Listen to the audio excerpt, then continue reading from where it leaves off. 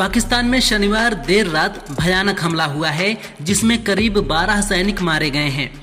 ये हमला अफगानिस्तान सैनिकों की तरफ से किए गए हैं। तालिबान के अनुसार पाकिस्तान ने 3 दिन पहले उनके देश में हवाई हमले किए थे, इसलिए ये जवाबी कार्रवाई की गई है। तालिबान लड़ाकों ने पाकिस्तानी सेना की 2 सैन्य चौकियों पर कब्जा कर लिया है। वहीं डूरंड लाइन के पार कुनार और हेलमंद प्रांतों में पाकिस्तानी चौकियां तबाह कर दी। पत्रकार हरिंदर बावेजा की किताब they will shoot you madam पर चर्चा के दौरान कांग्रेस नेता और पूर्व गृह मंत्री पी चिदम्बरम ने अमृतसर के स्वर्ण मंदिर में चलाए गए ऑपरेशन ब्लू स्टार को एक गलत फैसला बताया। उन्होंने कहा कि धार्मिक स्थान पर इस तरह से फौज को भेजकर ऑपरेशन चलाना बेहद गलत था और इसकी कीमत इंदिरा गांधी को जान देकर चुकानी पड़ी। सपा नेता और पूर्व कैबिनेट मंत्री आजम खान की सुरक्षा को बहाल कर दिया गया है। अब उन्हें वायु श्रेणी की सुरक्षा दी गई है। शनिवार से उनकी सुरक्षा में तैनात गार्ड और गनर उनके पास भेज दिए गए। कोर्ट में दोषी पाए जाने फिर विधानसभा की सदस्यता खत्म होने के बाद उनकी सुरक्षा वापस ले ली गई थी। जेल से आने के बाद घर पर मिलने वालों का लगातार आना जारी है। इसी को देखते हुए उनको वायु श्रेणी की सुरक्षा वापस की गई है। अमेरिका द्वारा 100% अतिरिक्त टैरिफ लगाने के फैसले पर चीन ने दोहरा मापदंड अपनाने का आरोप लगाया है।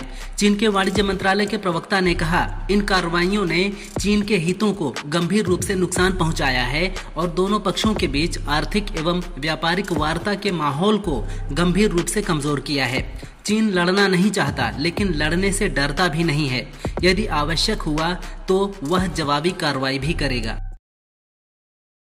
पाकिस्तान और तालिबान के बीच युद्ध जैसे हालात बन गए हैं। पाकिस्तानी हवाई हमलों के जवाब में तालिबान ने पिछले 48 घंटे में पाकिस्तान में बड़े पैमाने पर कई हमले किए हैं। पहले खैबर पख्तूनख्वा में एक पुलिस केंद्र पर हमला हुआ जिसमें कई पुलिसकर्मी मारे गए। इसके बाद शनिवार देर रात तालिबान ने पाकिस्तान की कई चौकियों को नष्ट कर दिया, जिसमें 20 सैनिकों की मौत हो गई और कईयों ने सरेंडर कर दिया है। अगर आपके पास इंटरनेट डेटा बच जाता है तो आप उसे बेचकर कमाई भी कर सकते हैं। सरकार की पीएम वाणी योजना के तहत कोई भी व्यक्ति या दुकानदार पब्लिक वाईफाई हॉटस्पॉट लगाकर दूसरों को इंटरनेट सेवा दे सकता है। इसके लिए कनेक्शन के साथ आपको हॉटस्पॉट डिवाइस लगवाना होगा। इसके लिए आप pmwani.gov.in पर आपको रजिस्टर करना होगा। PDOA की ओर से लॉगिन आईडी मिलने के बाद आप कमाई शुरू कर सकते हैं। अफगानिस्तान के हमले पर पाकिस्तानी गृह मंत्री मोहसिन नकवी ने गीदड़ धमकी दी है। नकवी ने कहा कि अफगानिस्तान आग और खून का खेल खेल रहा है।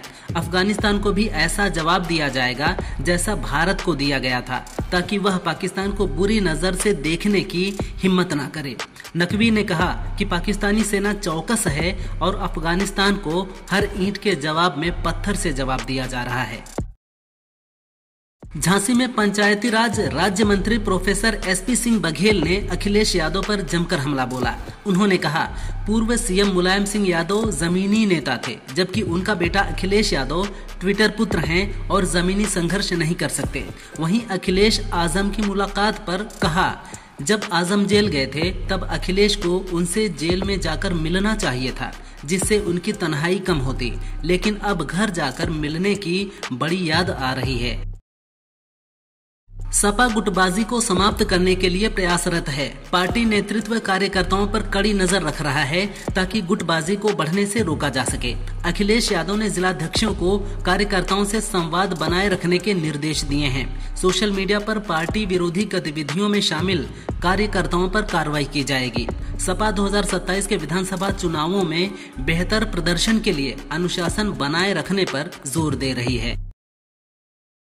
बीजेपी ने जम्मू कश्मीर से राज्यसभा चुनाव के लिए 3 उम्मीदवारों की लिस्ट जारी कर दी है। पार्टी ने गुलाम मोहम्मद मीर, राकेश महाजन और सतपाल शर्मा को मैदान में उतारा है। बता दें, विधानसभा में अपनी संख्या के आधार पर नेशनल कॉन्फ्रेंस कांग्रेस गठबंधन को 3 सीटों पर बढ़त हासिल है, जबकि बीजेपी को 1 सीट पर बढ़त हासिल है। इसके बावजूद बीजेपी ने 3 कैंडिडेट के नाम की घोषणा करके लड़ाई को दिलचस्प बना दिया है।